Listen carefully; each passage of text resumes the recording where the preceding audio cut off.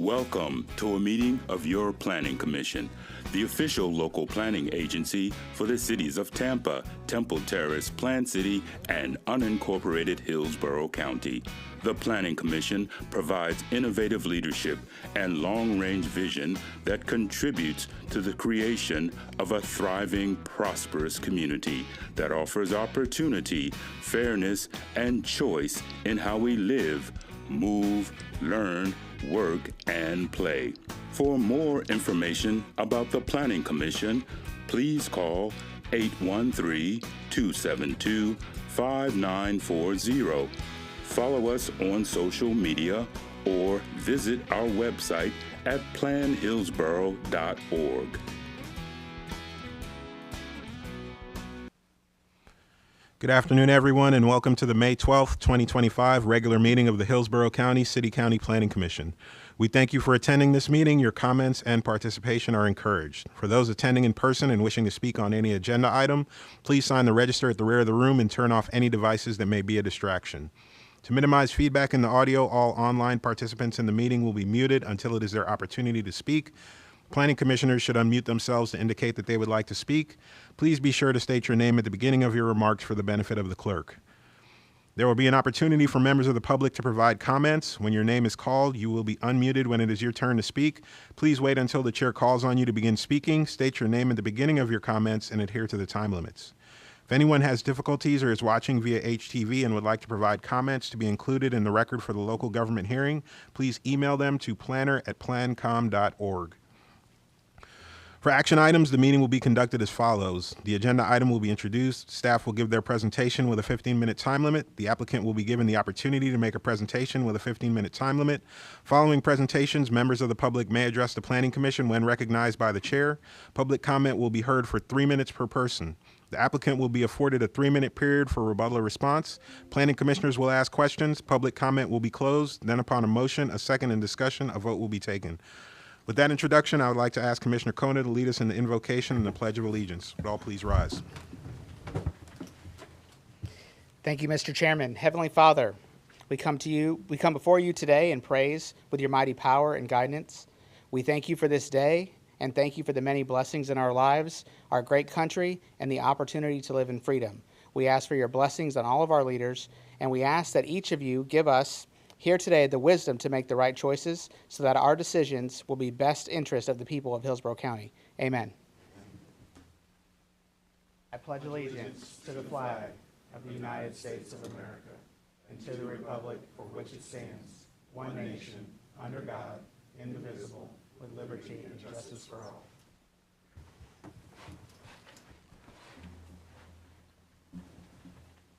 Thank you, Commissioner Kona. All right. With that, I'd like to ask the clerk to please call roll. Yep. Buzza. Here. Bowden. Here.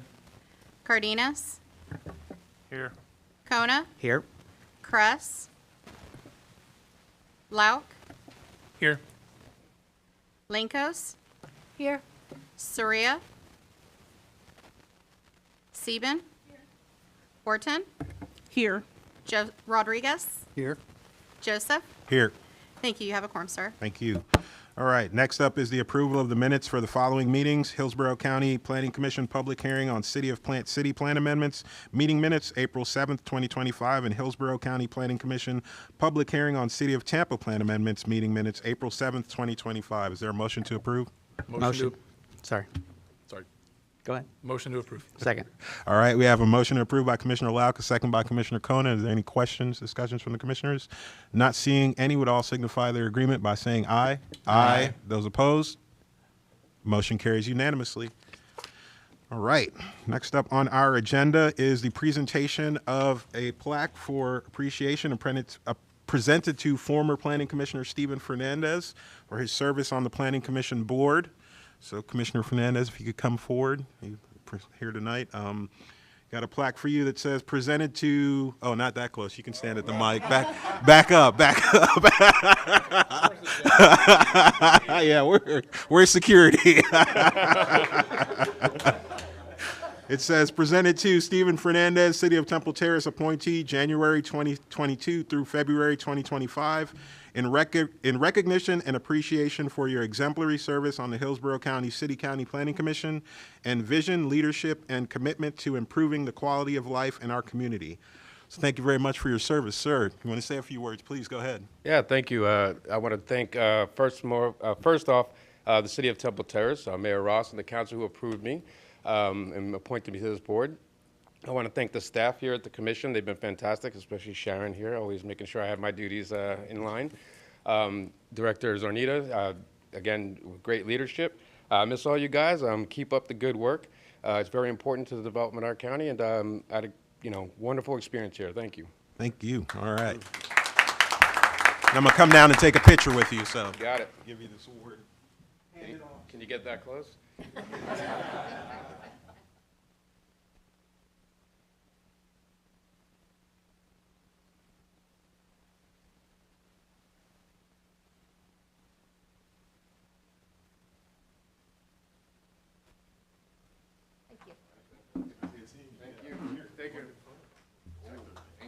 Thank you, everybody.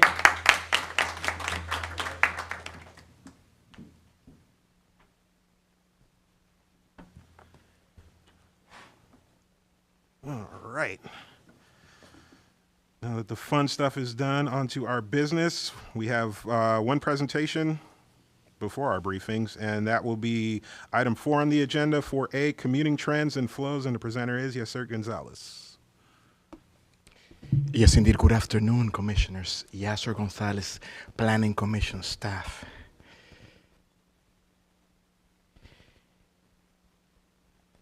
It's coming up slowly. Oh, there we go. Slowly. There we go. So,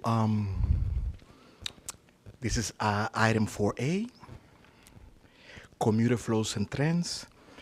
This is an information item. No action is required. We're going to give you some background as to this item. We're going to be discussing commuter flows and also commuter trends, and a bit of conclusion for you to take home if you wish. So at $116 billion per year, Hillsborough County is one of the largest economies in local economies in the state and the largest in the Tampa Bay region. That means that a lot of people come here to work. We haven't really had numbers of late as to the number of people that actually come in. There are various sources, but the last source was 2016, and we're approaching 2026 very fast. So in our state, 10 years is an eternity when it comes to data. So we're happy to report some analytics that we perform on using the latest data that goes through 2021. And again, our charge is to do research for this agency, the data shop that we have. So we're trying to frantically do analytics and put out blogs that will help people, elected, appointed, general public, get a handle on this topic of work, commuter flows, and also commuter trends. So once again, commuter flows come from the transportation.org consortium. It's funded by FDOT and other state-level transportation departments. And again, they release every year for the entire nation track-level data for worker flows, transportation means and things like that. So we have gotten, again, quickly download that data and started applying analytics and generating blogs out and putting it out in the web for people to use it. So we're looking at 139,000 inbound commuters to Hillsborough County. No surprise that they come from Pasco, Pinellas, and Polk primarily, although again, other counties also contribute. This number is slightly larger than 2016, but significantly larger than 2010, which was 123,000. Some other counties have enjoyed significantly more increases in inbound commuters. That would be Polk, Hernando, also Manatee. So again, 139,000 inbound commuters. Now, people also leave the county to go for work. And so 87,000 people leave every day Hillsborough County and go work elsewhere. And that number is significantly higher than it was in 2010 and also 2016 there. The major destination counties, no surprise given the proximity, again, is Polk, Pasco, and Pinellas County. And again, most counties in the Tampa Bay region are showing significant increases in outbound commuters. Now, we were thinking, what industries are attracting these commuters that are leaving our county, and what industries are attracting commuters that are coming in? We expected to see differences, but we were very surprised that we see very little difference. The main sectors that we see in here are education and health, information and finance, and other like real estate and other professional services. Also, wholesale retail trade are the industries that are actually moving, where people find opportunities either inside or outside the county. But notice that inbound and outbound is almost identical at the county level.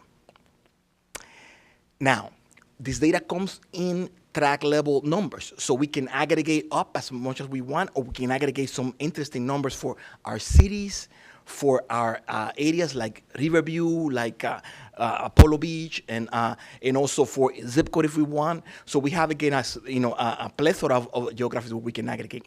This is showing, just to give you a comparison and contrast between the county numbers and the city-wide numbers or jurisdiction-wide numbers. 108,000 people commuted from unincorporated came into Tampa. Alternatively, 36,000 went from Tampa into unincorporated. So almost 3 times less, only a third of them less. So again, these are the flows. Now, when you go into the jurisdiction level numbers, you do start seeing industry differences. For example, Plant City, you can see 44% are other industries, so they're not the top industry of education and health, information and finance, wholesale trade, and retail trade. So they are 44. That 44% includes manufacturing and the burgeoning logistics sector, in which they have become, leading host for that sector. Notice also Temple Terrace with 33% of the inbound commuters coming into information and finance and other professional services. So again, and once we go into track level numbers, we're also going to see dramatic differences. So that's what happens. So we here provide a comprehensive suite of products every time we do the analytics. And one of them is interactive maps. Not everybody has GIS, not everybody, but people want to look at this data, and the more granular data, the better. So here we have an interactive map, which is, again, we did the GIS work, so you don't have to. And then, so again, here we explain what's going on here, what the data source is, what the last update. Once we enter and we zoom in, we can definitely look into some, it gives us a plethora of information that goes at the track level. We can see how many commuters coming in, how many commuters are leaving, the percentage changes. We can also see what kind of other tracks where all the neighborhoods that are contributing to this track. This is downtown Tampa here. We can also see where people that live in downtown Tampa are going to work to. The counties, because some of them come from outside the counties. We want to know which counties in the top 3 counties. We see also industries at the track level. So again, this data is rich, and we're happy to, again, bring that to the fingertips of, again, appointed, elected officials, and also, the general public. So we're done with commuter flows, and we're moving to commuter trends. This is a different data set. This data set is updated more frequently. This is the American Community Survey. Every year, a portion of us get a survey, and we fill it out, and we send it back to the census. And this is where we put in more of our income information, our education information. So they have some commuting characteristics which will help put a face in those numbers that we just gave you. One of the hottest topics that we have here is working from home. What's been happening about work from home? First of all, 5 of the 8 Tampa Bay region counties rank top 10 statewide for the share of workers that work from home. In our specific case, Hillsborough County, nearly 1 in 5 people are working from home. And that number has tripled, almost tripled, since 2018. And again, most counties are showing nearly doubling, more than doubling or nearly tripling the work from home shares. So. Now, another indicator is commuters, people that commute greater than an hour. We're thankful to report that no Tampa Bay County ranks top 10. So we tend to have lower shares of our workers that are commuting greater than an hour. That's a good thing. We also showing relatively smaller shares. For us, is 9% of our commuters commuting longer than an hour, and that only grown 9% since 2018. So again, I will say modest increases, modest shares. That's good. Now, if you allow me, I will tie this to a previous presentation that we have with the State of the Region report. The State of the Region report show commuting trends. And Dr. Shivendu out of the University of South Florida, an economist, a fellow economist there, applied fancy econometrics to the data set for the State of the Region, and he found the following: a reduction in the time of the commute has a wealth effect for the household, a positive wealth effect for the household. That means you get time back to you and you get money in your pocket. So it increases your wealth effect. So this is we wanna this 1 hour greater than 1 hour commutes. We wanna minimize them or stop the growth. If not, slow it down. And again, at 8%, we are happy to report that they're not significant shares, at least for us. And again, other counties can benefit from reducing this number. Now you may say, wait a minute. Yeah, some of these commuters are probably leaving earlier, right? They must be leaving earlier because, I go out there in the highways and it's clogged, it's a lot of traffic. But we're not seeing any evidence in the data. This is why we think it's important to provide this data, because all these perceptions are just, are out there where, we try to, again, pair data with that. It's not going to settle the arguments, but I think it's going to add to edify the argument, let's hope so. So we're seeing here that 1 out of 3 commuters are leaving before 7 a.m. But the number that is not increasing dramatically is 5% since 2018. So again, we probably want to see a reduction in those numbers, but at the same time, some work start at 7, start at 7:30, so they leave before 7. So it is we can do about that. But again, going back to Dr. Shivendu's recommendation is this: a reduction in commute times, which we can help with our land use policies, transportation policies conjointly, would again put people's, it's a demand side solution to problems such as affordability of the area. So to conclude, we have 139,000 commuters into Hillsborough County, #1 in the Tampa Bay region, and the 3rd largest in the state. Pinellas and Sarasota County also ranking top 10 for inbound commuters. So again, a lot of people coming in. The industry sectors, which at the county level, there's not appear to be a lot of differences, but then once you go down to the local level, you see differences are information and finance, education and health, and wholesale retail trade. We like to point out Plant City. Again, they are far and away attracting a lot of people that are going to manufacturing and logistics. Working from home, 1 in 5 workers in Hillsborough are working from home, nearly triple since 2018. Now, the share of workers that commute over an hour is a fraction of the, and we'll say in our case, it's a small fraction, less than 9% in our case. But again, it ranges from 5 to 14% in the various counties. And the share of workers leaving before 7 a.m., it is a significant share. It ranges between a quarter to over between 4 out of 6 workers leaving before 7 a.m. But in the average, but again, we see modest increases. So it's not like people are leaving earlier to minimize their commutes. So we're not seeing that. Again, we are here showing our demographic and data analytics site. We publish blogs there. 2 blogs are freshly published. Just this morning. It was actually this weekend, but this morning.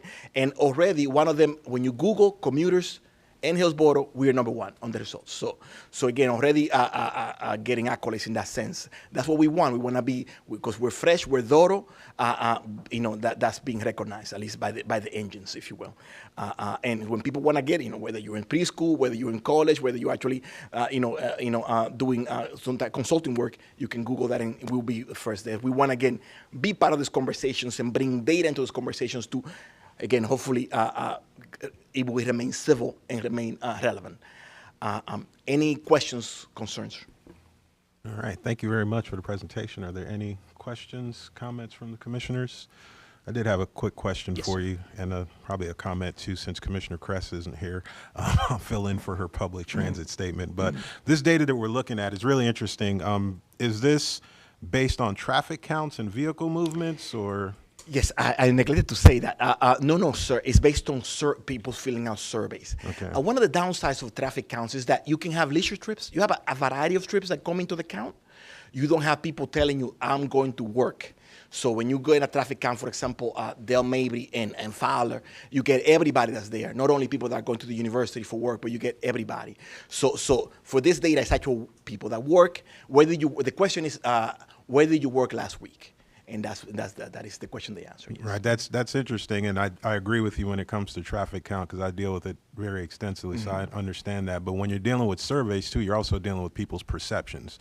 So when someone says, I spend an hour in the car, did they really spend an hour in the car? And I'm not downing your down, I'm just making things clear so that we're all understanding what we're seeing here, and we're not saying, well, this is what it is, because I've heard some things in the news and around town lately where people get statistics and they just kind of run off and start saying things without understanding what they're looking at. Definitely. So this is kind of like a people's perceptions of how they move and how they get to work, which is very important in demand and supply. So I totally get that, but I kind of wanted to make that clear to everybody who's watching this, right?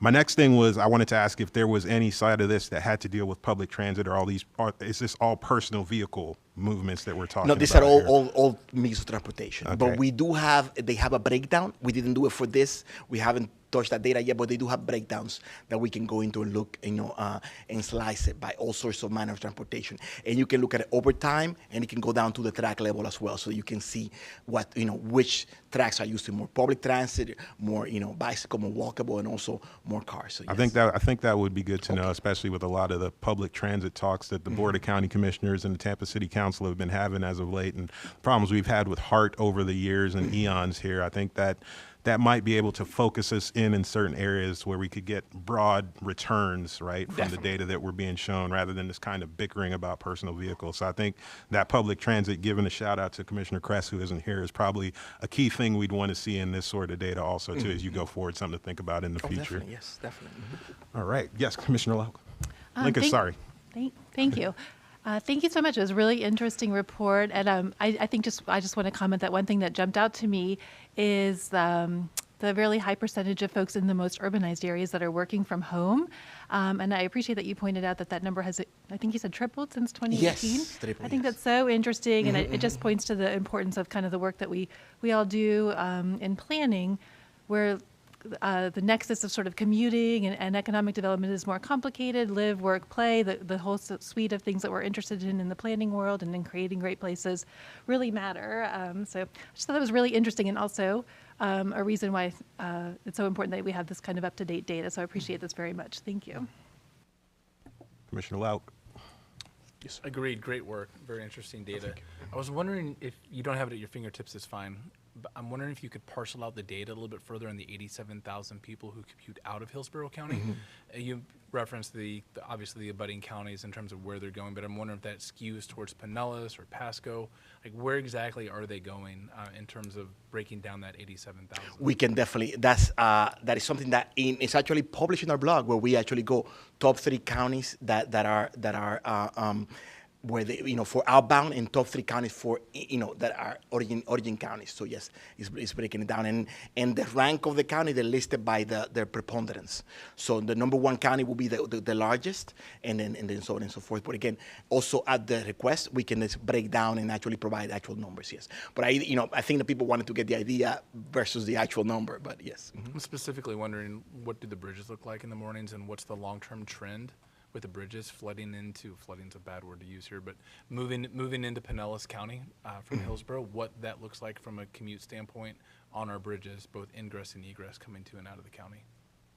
I'm less concerned about Pasco. That might be more traffic count level Yeah. than survey level data. No, but you do see, again, origin to destination. So again, we do have but for this, we have survey level data of I started in Pinellas and I end in Hillsborough and vice versa. So yes, and then over time, and then again, what industries and things like that. So yes, what kind of education you can really get into. We selected something, but you can really get down the rabbit hole, if you will. And if I may just add to your comment as to we also should probably be rejoiced in a sense that since it's a perception issue, right? When you fill out a survey, if only 8% of them are saying that greater than an hour, that means that overall there appears to be not as a negative perception that we would expect, because if you ask my opinion, I would tend to exaggerate negativity. That's why in the classic example of the forecaster that forecast they forecast more rain than it actually is, because when it doesn't rain, it's a gift. But if they forecast less rain, when it rains, it's a failure. So yes. Right. Commissioner Bowden. Yeah, very good information. The question I have, and it kind of ties into the other commissioners, is that a little more drill down as to what industries that you actually see in the highest trends going both ways. Again, those are the three main industries, but we also break it down by the cities and by the census tract. So it depends what level you're looking into. But overall, at the county, again, we're talking about education and health. We're talking about information services, retail, things like that. We like to apologize. We cannot go lower than that. Those are their groups. We will probably organize a little differently, probably to match our existing land use categories. Nonetheless, industrial industries. So again, education and health, information in retail. Information in real estate and professional services. And the last thing is retail wholesale trade. So, there's some sort of, so education and health, the information and like such as that, and retail wholesale trade, yes. And again, when you go to Plant City or Temple Terrace, you get a lot more variation, because Temple Terrace is attracting a lot of, professional services, while Plant City is outbound, is sending a lot of skilled trades people out into like the unincorporated Hillsborough County, into Tampa, and receiving a lot of people that are going for the logistics and manufacturing sector. As about 1 in 5 of the workers there. So you have some more variability. And again, the lower you get, the more variability you have. So you can really get into like very interesting correlations. Yes. Mm-hmm. All right. All right. Well, yeah, I know you did mention that. I was trying to sit there, but a little deeper dive into, because when you said education, it's a broad category, so, but it is what it is. Yeah, that is that's what keeps me employed, if you will. The fact that they didn't do it, they didn't do it right. So yes, but it is. They do have other. We just, because it's like a 250 character word, if you will. But we can definitely provide more detail as to all the little sectors that they group together, they cluster along, and that may help shed some light. But yeah, they don't go beyond education and health, but they do all the things like retail and all the professional services they list there. That way you can kind of see. Mm-hmm. I saw Commissioner Orton moving down there earlier. I don't know if you still want to have. Well, I was just thinking that the school district is the highest employer in Hillsborough County. We do have over 25,000 employers, and then we have over 250 schools. There you go. Which has an average, of 50 to 80 classrooms. And you think about all of those commuters and the parents that are driving those students in the morning and in the evening, and then all the buses that are driving around, and how much more that is putting on the streets. And yeah, thank you for bringing that up. Again, these numbers are of commuters. So if you're just driving for other trips, seeing those numbers. That's why they may be low for you It may seem like, even though it sounds like 139,000, it's like, it feels like a lot more than 139,000 people on the road when I woke up this morning. But it's because of that. There are all the many trips, again, people taking people to school, leisure, going to doctor's appointments and things like that, that are not work related. In terms of so that's one thing, yes.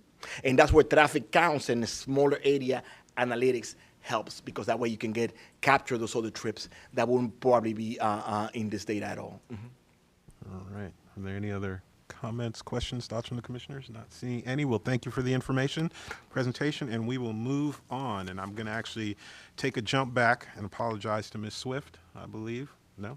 Is Ms. Swift in here? Yeah. We're going to go to the public input on items not scheduled on the agenda for action, because they didn't hand me your name till late. So did you not want to speak anymore? Or? I'm here on an agenda item. Okay. Okay. Did you want to speak on it? No? Okay. All right. Okay. All right.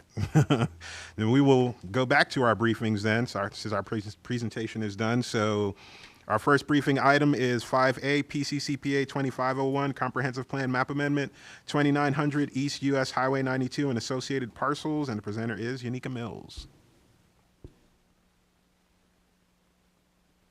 Good afternoon, Commissioners. Yanika Mills, Planning Commission staff. I'm here to present PCCPA 2501, 2900 East US Highway 92 and associated parcels.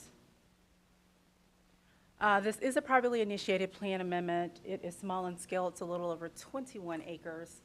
And there is a concurrent annexation application with the city of Plant City. With this amendment, the applicant is requesting to change the future land use designation from Hillsborough County Residential 4 to Plant City Residential 9. Here is a general location map. The subject site is located within the northern portion of Plant City, more specifically on the north side of US Highway 92 between Sun Keene Road and Charlie Taylor Road and is north of Lakeside Station. The subject site is also within the northeast Plant City area master plan. Here is an area of the site. The site is outlined in pink to give you some more context of the area. Again, we have US Highway 92 running along the southern boundary of the subject site, Sun Keene Road to the west, Charlie Taylor Road to the east. The subject site is currently developed with a mobile home park. Some of the uses in the immediate area include agricultural uses to the north and along the northwestern boundary of the site. We have single-family residential along the eastern boundary of the site, as well as some single-family residential along the southwestern boundary of the site. And again, Lakeside Station is within this jurisdiction of Plant City to the south. As I mentioned earlier, the site is located within the northeast master planning area, and it's envisioned for residential 4.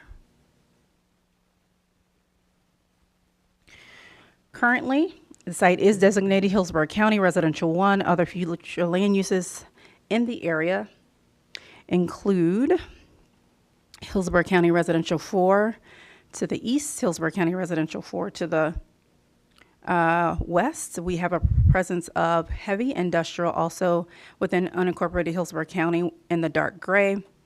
Within Plant City, we have natural preservation in the light green and the light gray. Further to the north, we have a presence of Plant City Residential 4, some additional natural preservation, as well as residential commercial in the light pink color.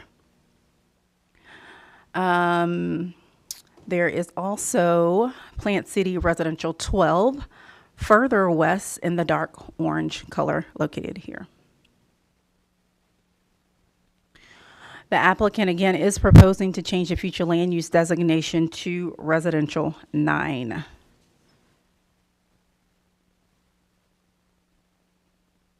Currently, the subject site has the potential to develop up to 86 dwelling units or over 236 square feet of non-residential.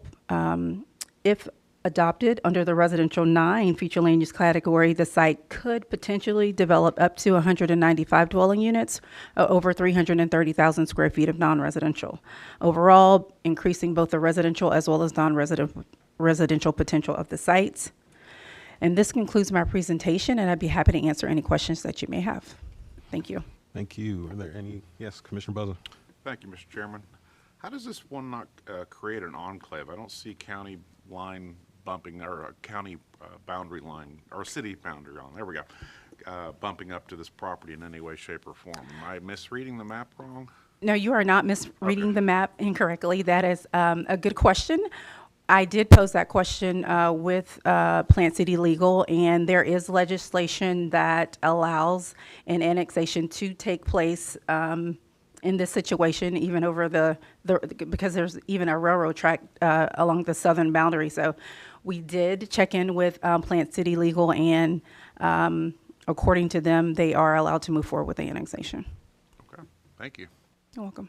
All right. Are there any other questions, comments? Commissioner Linkus. Without getting too deep, could you educate me on how annexation works in terms of who would need to approve that? Yes.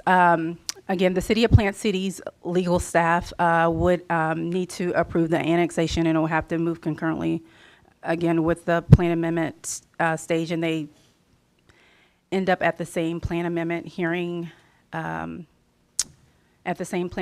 so they're approved together. Okay, thank But you. legal would have to approve that, the city. All right. Are there any other questions, discussion items? Oh, are you done? Oh, yeah. I am, Okay. sorry. Just check, double checking.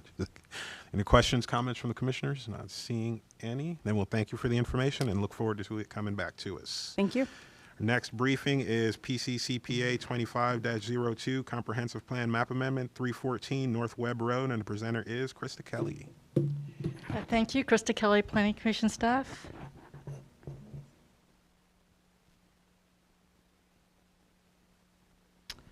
I'm presenting to you PCCPA 2502. This is a site located at 314 North Webb Road.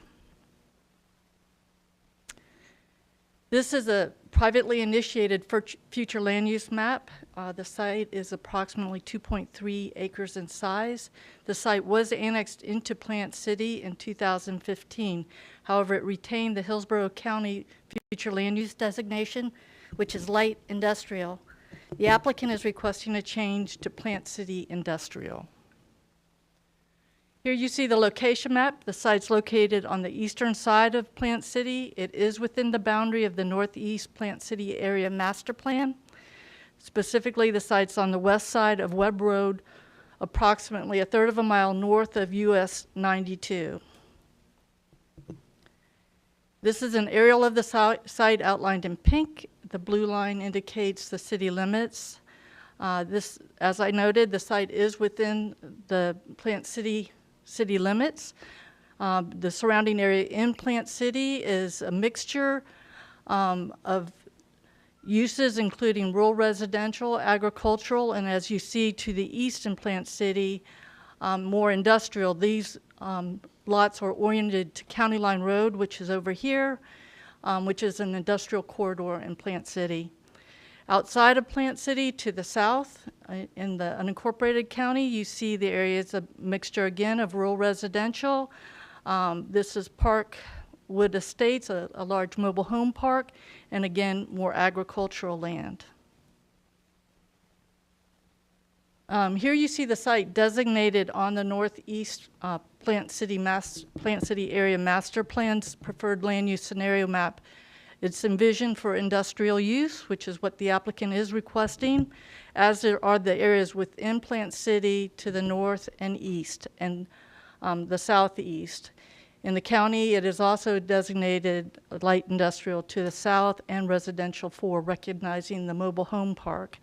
Further to the north, and just to give you an orientation, this is the frontage road that runs along I-4. The I-4 interchange is off the picture to the northeast. This is the adopted future land use map. It's shown without a color or white, which indicates that it's a transition area, meaning that it does not yet have a Plant City designation. And again, the applicant's requesting Plant City Industrial. And this is the proposed map now showing it Plant City Industrial. Currently, the site as designated would allow limited residential to accessory uses only and up to 78,000 square feet, 78,000 square feet of non-residential uses. If approved, the residential uses would not be permitted, and the square footage for non-residential uses would be reduced to 52,000 square feet.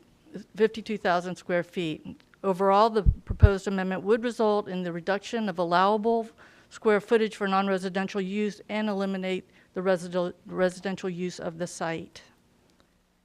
That concludes my presentation, and I'm happy to answer any questions. Thank you. Are there any questions, discussions, comments from the commissioners? Not seeing any, then we'll thank you for the information and move on to our next briefing, 5C. PCCPA 25-03 Comprehensive Plan Map Amendment, North Alexander Street, south of Sam Allen Road, and the presenter is Krista Kelly. Thank you. Krista Kelly, Planning Commission staff again. I'm presenting PCCPA 2503. This site is located along North Alexander Street, south of Sam Allen Road. This is a privately initiated future land use map. Again, it's a small-scale amendment at approximately 2.3 acres in size. This site was annexed into Plant City in late 2024. It currently retains the Hillsborough County future land use designation of light industrial. And the oh, I am so sorry. Something has happened here. Somehow my slides are mixed up. I'm sorry. Currently, the site is designated Hillsborough County Residential 1, and the applicant is requesting Plant City Commercial. Here on the location map, you see the site located in north area of Plant City. Again, it's in the northeast Plant City area master plan boundary. Specifically, it's on the west side of North Alexander Street, and it is south of Sam Allen Road. I-4 is approximately a mile south of the site, just to give you your bearings. Here's the aerial outlining the site in pink. Again, the blue line is the city limits. The blue line does extend to encompass the site. Currently, it's vacant. The lands on the west side of North Alexander Street, as you see, are a mixture of agricultural lands. Again, rural residential development. To the south, this is land owned by Plant City, used for public stormwater management. On the east side of North Alexander Street, you see a little bit more organized subdivisions, rural subdivisions. And as you travel eastward towards Paul Buckman, the intensity increases. Again, this is the Northeast Master Plan as adopted in 2008. I just want to remind you this map was adopted. It was updated and adopted in early April of this year and has become effective. However, the application was submitted when this map was in play. So at that time, the subject property was designated natural preservation on the Northeast Master Plan. This was in recognition of the wetlands on site. As you see, there are natural preservation areas going southward as well. To the west, these areas are in the county and designated residential 1. To the east and northeast, you see the intensity increases to residential 4, 6, and in some cases even residential 12. This is the adopted future land use map showing the site as a transitional area. Again, it retains the Plant City the Hillsborough County Residential 1 designation, and as is the surrounding area in Hillsborough County. Again, in the east, you see the future land use designations include residential 4, residential 2 to the north of the site, and residential 12 to the southeast. This is the proposed change to commercial. As you see, again, it's south of Sam Allen Road, which is a major intersection, and it's north of I-4. Currently, the site can be developed with 15 dwelling units and approximately 171,000 square feet of non-residential use. If approved, 252 dwelling units could be considered, and up to 240,000 square feet of non-residential could be permitted. Overall, this would allow for an additional 237 additional dwelling units and would increase the allowable square footage from non-residential use by 68,694 square feet. This concludes my presentation, and again, I'm happy to answer any questions. All right, are there any questions, comments, discussion items from the commissioners? Not seeing any. Well, thank you for the information. Thank you. And we will move on to our next agenda item, our executive director's report. And the presenter is Melissa Zornita.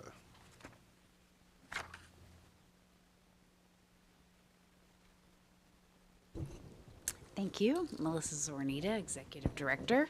At your seat, you should have a copy of my Executive Director's report. I'll cover a couple of highlights.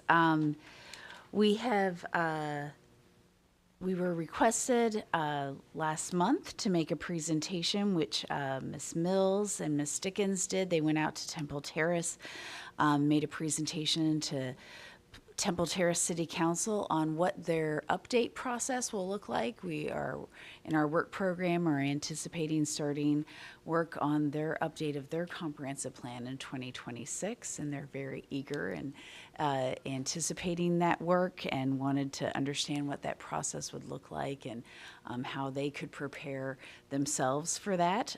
So we did that presentation. We have started work on the Plant City update of their comprehensive plan. We had what we called a scoping meeting with the Plant City staff, their department heads, and many of the planning staff met on April 18th. We had a work session with them to identify some of the issues that they would like to see tackled in their update of their comprehensive plan, and we're working with them on a timeline for that. So excited to be starting that work. We've held a number of meetings throughout the course of the month, and many phone conversations, and as you've seen in the packet, numerous emails about the City of Tampa Comprehensive Plan update. And you'll hear more about that tonight. We've had a couple of meetings. I've been requested to attend and make a presentation with county staff tomorrow night at the County Charter Review Board. They had a discussion last month about planning, largely about how planning could better meet the needs of local residents and how they could deal with many of the preemptions that are occurring to planning from Tallahassee. They wanted a presentation, which I'll do a part of, and Adam Gormley from Development Services will do a part of, just sort of explaining what the Planning Commission is and how, what the comprehensive plan is, how there are community plans in the county's comprehensive plan and what their role is. Many of the folks on the Charter Review Board did not seem familiar with the community plans, which I think are a unique aspect of the county's plan. And play a role in local communities having a voice in their planning process. So that's tomorrow evening, but we've had a couple meetings on that. I was asked to be a guest on the Tampa Bay Development Podcast, which I think will be airing tomorrow. That's largely focused on the city of Tampa, but we talked some about all sorts of planning issues in the Tampa Bay area. We participated in the Temple Terrace Centennial Celebration that was on Saturday, May 3rd. That was a really fun event, but we were pushing out a survey that the TPO is doing on at the request of Mayor Ross to look at a multimodal trail network for the city. So that is ongoing. If anyone has an interest in that, they can find that survey on our website. And lastly, I'll mention that last week I was a speaker on a Tampa Bay Times spotlight panel on growth and sustainability that they held at Feeding Tampa Bay. It was a very interesting discussion, and there were a couple of pieces in the paper about it. We had a number of hearings that took place in the last month that there were plan amendment actions on. The Board of County Commissioners adopted the large-scale amendments expanding the urban service area in Waimama and Baum. That was last Thursday night.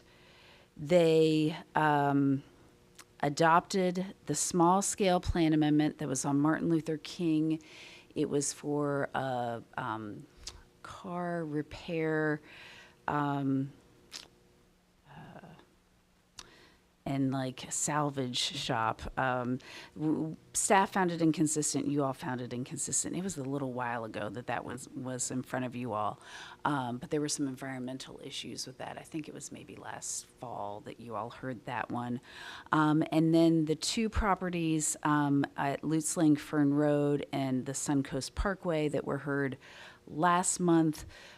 Staff found those inconsistent. Well, it was two plan amendments on the same property, one to expand the urban service area, one to change its land use. Staff found, and you all found those inconsistent. It says the board adopted those. They actually transmitted those for state review. Then in the city of Tampa, the plan amendment there was a plan amendment on Moody Avenue that was small scale that was adopted on first reading. They'll be having second reading later this week. And then a plan amendment on South Howard Avenue was also adopted. Both of those you all found consistent as well. As Krista mentioned, in Plant City, the City Commission adopted the update of the Northeast Master Plan, and they adopted a plan amendment that was back from 2022 on Charlie Taylor Road and Swindale Road. And that staff and the Planning Commission had found inconsistent.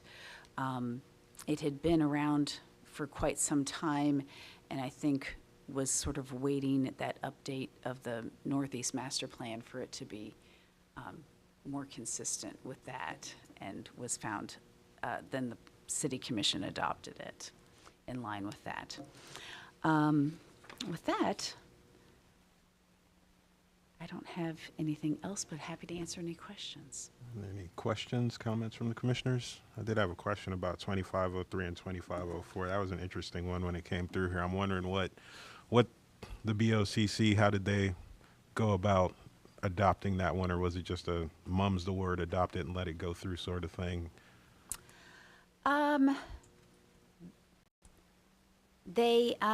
Well, I didn't watch all of it. I wasn't there. David was. Come join me and help me explain.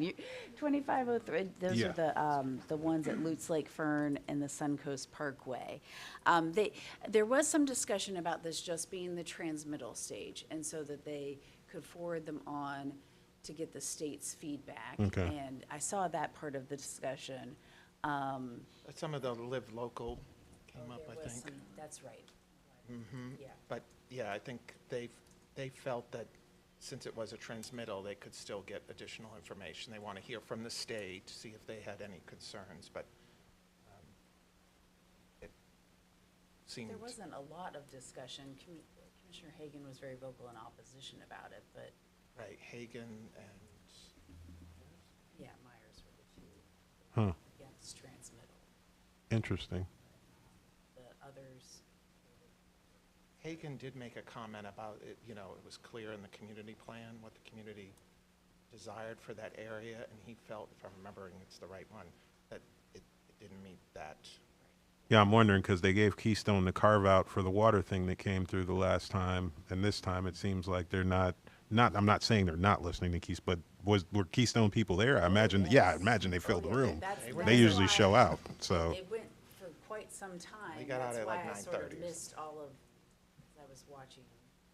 okay, that'll be an interesting one. So all right, Commissioner Bowden. Yeah, question about 2320. What was, do you remember what actually swayed their approval of that? I mean, I think some of it dealt with, this is my interpretation of what I was hearing, was some of it dealt with the environmental reports that were coming in about that there were reports that were, you know, that the site was meeting all of its environmental requirements. I do think there was, in my impression, some confusion of what their entitlements were on the existing parcel, because it was tied to an existing business on a grandfathered parcel, and that, you know, they, I think, felt that, you know, since they were meeting, in their view, all the environmental requirements, that the business would be appropriate there due to the existing of that industrial area just to the east. And they did tie it to a rezoning application. That Correct. So they had three action. They had that action tied with their plan amendment. So whereas you all just saw the plan amendment to the light industrial planned category and had to consider that it could go to any light industrial use, they saw the site plan and the zoning with it that limited it to just the storage of vehicles on that new parcel that On the they were west side. adding in on the western side of the property. And I think that made some of the board members feel more comfortable that it was gonna be more limited on that new parcel that was being added. Whereas a lot of our concerns was that we were adding the potential for a wide range of light industrial uses there, which I would argue you still are, but because somebody could come in and modify that zoning, but they felt comfort in tying it with that zoning. And there was also on the zoning a buffer between the neighborhood to the north, and there was an intervening piece that they were just keeping natural. or understood. All right.